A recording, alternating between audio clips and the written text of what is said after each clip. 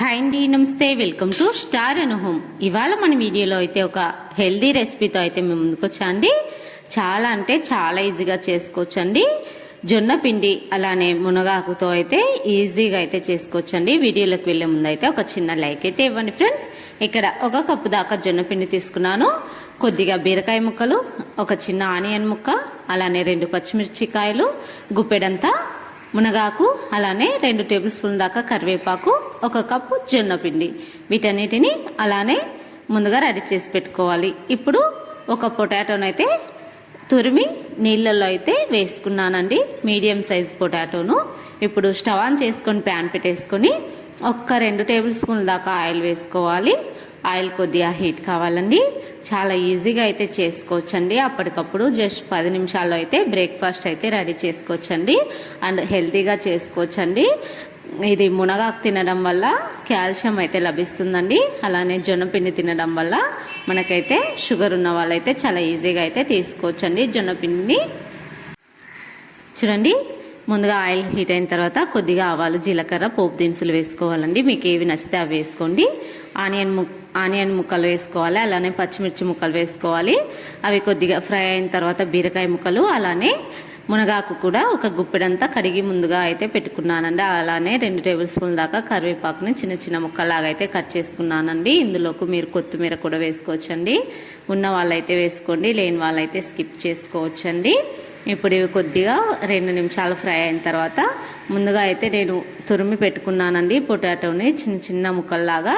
ఇలా తురిమి పెట్టుకున్న పొటాటోని కూడా వేసుకొని చక్కగా అంతా కలిసేలాగా అయితే కలుపుకోవాలండి.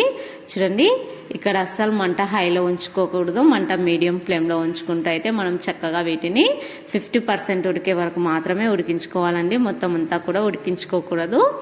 చూడండి, ఇక్కడ 1/2 టేబుల్ స్పూన్ దాకా పసుపు వేసుకోవాలి. పసుపు వేసుకున్న తర్వాత ఇంకా రుచికి సరిపడా ఉప్పు అయినా వేసుకోవచ్చు, లేదా కొద్దిగా అయితే యాడ్ చేసుకోండి. మళ్ళీ తర్వాత కూడా యాడ్ చేసుకోవచ్చండి. ఇలా 1/2 టేబుల్ స్పూన్ పసుపు వేసుకున్న తర్వాత కొద్దిగా సాల్ట్ వేసుకుంటున్నానండి నేను ఇక్కడ. ఒకవేళ మీరు కారం తినాలి అనుకుంటే, ఎక్కువ కారం తినాలి అనుకుంటే 1 టేబుల్ స్పూన్ దాకా కారం కూడా ఇప్పుడు యాడ్ చేసుకోవచ్చండి. నేను ఇక్కడ పిల్లల కోసం ప్రిపేర్ చేస్తున్నా కాబట్టి నాకు పచ్చిమిర్చి ముక్కలే సరిపోతాయండి.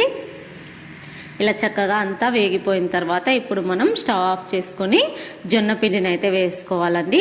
ఇలా జొన్న పిండిని 1 కప్పు దాకా వేసుకున్న తర్వాత 2 టేబుల్ స్పూన్లు లేదా 1 టేబుల్ స్పూన్ అంతా బియ్యం పిండిని వేసుకొని ఇలా చక్కగా నార్మల్ వాటర్తోనే కొద్దిగా పోసుకుంటూ మన పొంగనాల బ్యాటరీ ఏ విధంగా ఉంటుందో అదే విధంగా అయితే ప్రిపేర్ చేసుకోవాలండి. నార్మల్ వాటర్నే చూసుకుంటూ కొద్దిగా వేసుకుంటూ కలుపుకోవాలండి. నీళ్ళన్నీ ఒకేసారి అసలు పోసుకోకుండా కొద్దిగా పోసుకుంటూ చెక్ చేసుకుంటూ అయితే పోసుకోవాలి.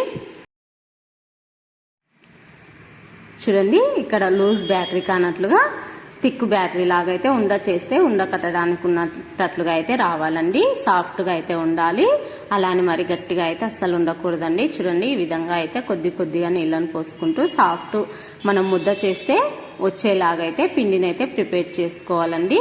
ఇందులో ఇంకా ఇలా రెడీ చేసి పెట్టుకున్న పిండిలోకైతే చిటికెడంతా వంట సోడా వేసుకోవాలండి. ఇలా వంట సోడా వేసుకున్న తర్వాత అది యాక్టివ్ కావడానికి 2 చుక్కలంతా వాటర్ని అయితే దానిపైన పోసుకొని మొత్తం అంతా కూడా పిండిలో కలిసేటట్లుగా వంట సోడాని కలుపుకోవాలి. ఇంకా అంతేనండి, మనకైతే పిండి కన్సిస్టెన్సీ ఈ విధంగా అయితే ఉండాలి. ఇప్పుడు స్టవ్ ఆన్ చేసి ప్యాన్ పెట్టుకొని ప్యాన్ కొద్దిగా హీట్ అయిన తర్వాత 1 టేబుల్ స్పూన్ అంతా ఆయిల్ వేసుకోవాలండి. ఇలా ఆయిల్ వేసుకున్న తర్వాత చిన్న పిండి ముద్దలను అయితే రెడీ చేసి పెట్టుకోవాలి. ఇంక ఇలా కొద్దిగా ప్యాన్ కూడా కొద్దిగా హీట్ అయిన తర్వాత మనం చిన్న ముద్దలను అయితే ఈ ప్యాన్లో అయితే మనం ఒత్తుకోవాలండి. చిన్న అప్పాల్లాగా అయితే చేసేసుకోవాలి.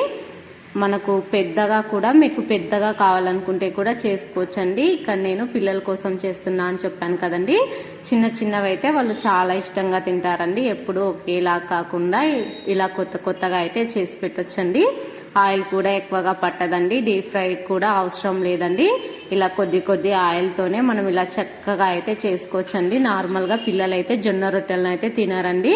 అలాంటప్పుడు దీంట్లో ఆల్రెడీ మనం మునగాకు అలాంటి ఆకుకూరలు కూడా రోజుకొక రకం కూడా వేసి ఇలా అయితే వెరైటీగా అయితే చేసి పెట్టామనుకోండి, పిల్లలు నార్మల్గా తినరు కదండి ఆకుకూరలు. ఇలా చేసి పెట్టినట్లయితే ఆకుకూరలు వేసిన విషయం కూడా వాళ్ళకైతే తెలియదండి. మనం మంచి హెల్దీ అయిన ఫుడ్ని అయితే ఇస్తున్నామనే సంతోషం అయితే మనకైతే ఉంటుందండి.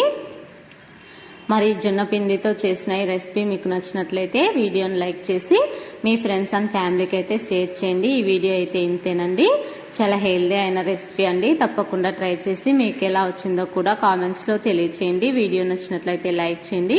ఇలాంటి మరిన్ని వీడియోస్ కోసం స్టార్ అను హోమ్ ఛానల్ని అయితే సబ్స్క్రైబ్ చేసుకోండి. నిన్న లేదు మొన్న ఒక వీడియో జొన్న పిండి వీడియో పెట్టానండి, చాలా మంచి రీచ్ అయితే ఉందండి. చూసిన వాళ్ళందరికీ థ్యాంక్ యూ సో మచ్ అండి. ఇలాంటి కొత్త రెసిపీస్ కోసం మన ఛానల్ని సబ్స్క్రైబ్ చేసుకోండి. Thanks for watching.